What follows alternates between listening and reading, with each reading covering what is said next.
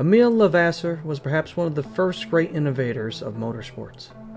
Since the day he was born in his hometown of Morales-en-Hurploy, he became obsessed with modern engineering. It was at a time when the whole world was technologically innovating, pushing the boundaries of previously established concepts and reaching new levels of knowledge. Levasseur knew of the excitement and innovation, and began to study engineering at the École Centrale in Paris. There he graduated and gained the knowledge to officially start his career. At age 29, Levasseur found employment at a company producing woodworking machines, and began working alongside a man that he would become close with over his career. René Pinard was always fascinated in engineering, and just like Levasseur, only having 2 years separating each man in their age, their upbringing contained nearly identical characteristics. Both men had graduated from the same school of engineering, and had coincidentally found the same employment at previous said woodworking company. Quickly, the two became some of the most highly respected engineers in not only the company, but the country. Pinard won the Chevalier Legion of Honor.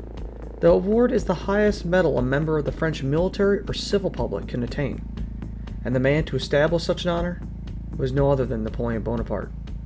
As a duo of highly regarded engineers entered the 1880s, they led the now prominent woodworking company into a new field of manufacturing: gas engines.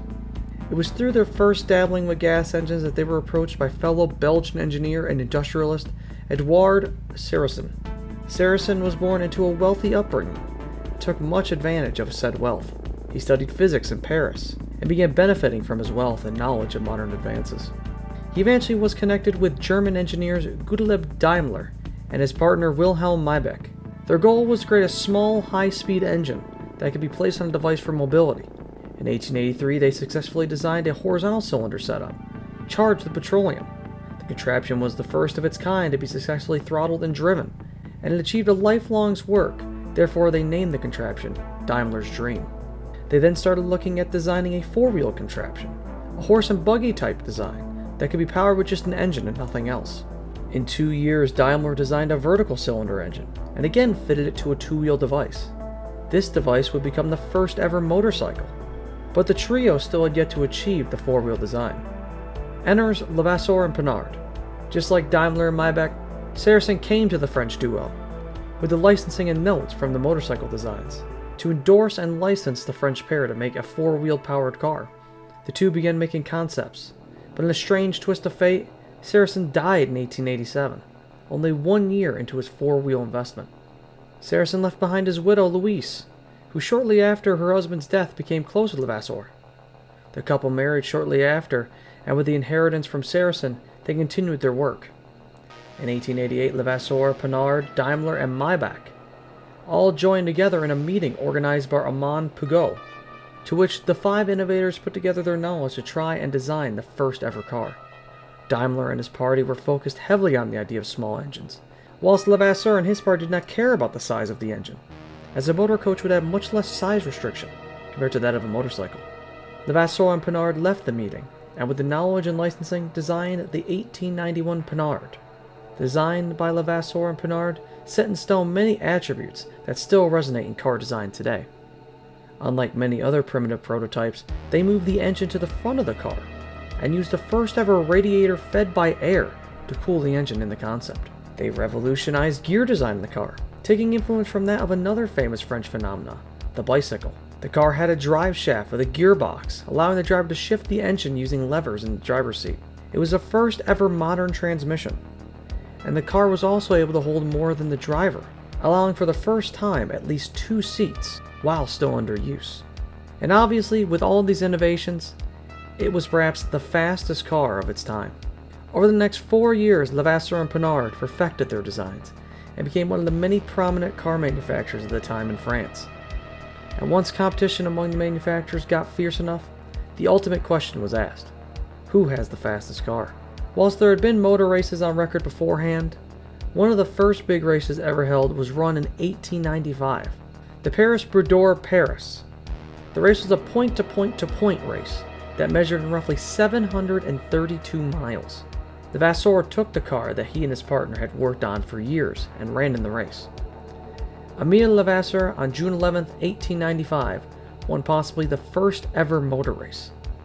He completed over 730 miles in 48 hours and 48 minutes, coming out to an average speed of 15 miles an hour. As for nearly 6 hours, the crowd waited until second place would arrive.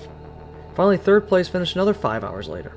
That car was a Peugeot driven by Paul Coquelin, who was the first finisher in a four-seater car. Due to that seating compilation, Coquelin was declared the actual winner of the race, although it was never stated you could not compete with only 2 seats. Levasseur was still recognized as the winner of one of the first ever auto races, and established himself as one of the first great race car drivers in France. Levasseur was becoming infamous for his car's early driving skills in 1896. He once again entered into a point-to-point-to-point race.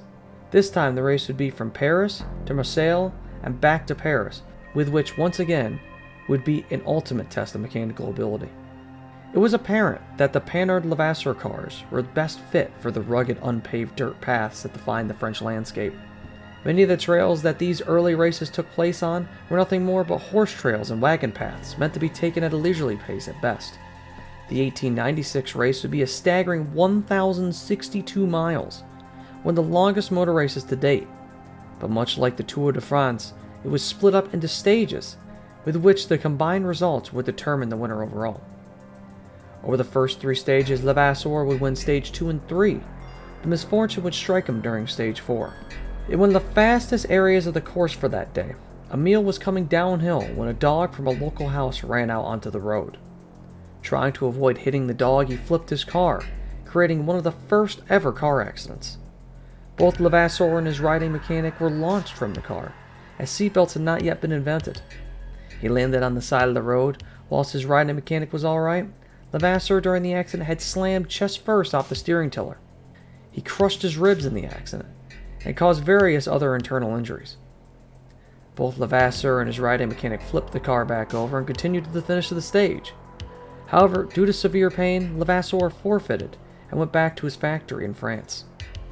Levasseur was in incredible pain over the next few months, but refused to go to a hospital. He worked tirelessly at the factory until April 14, 1897. Whilst at his drawing board, he suffered a coronary embolism, which was directly caused from ignored injuries he sustained in the crash 7 months earlier. He died instantly on his drawing board at the age of 54, and his death was mourned by many, as he had become recognized as one of the first great race car drivers. His partner René Pinard dedicated the following year's work to his fallen friend, developing cars that dominated the French racing scene for the next decade. Pinard kept Levasseur's name on the brand till his death in 1907, but the brand was finally renamed to just Pinard in 1946.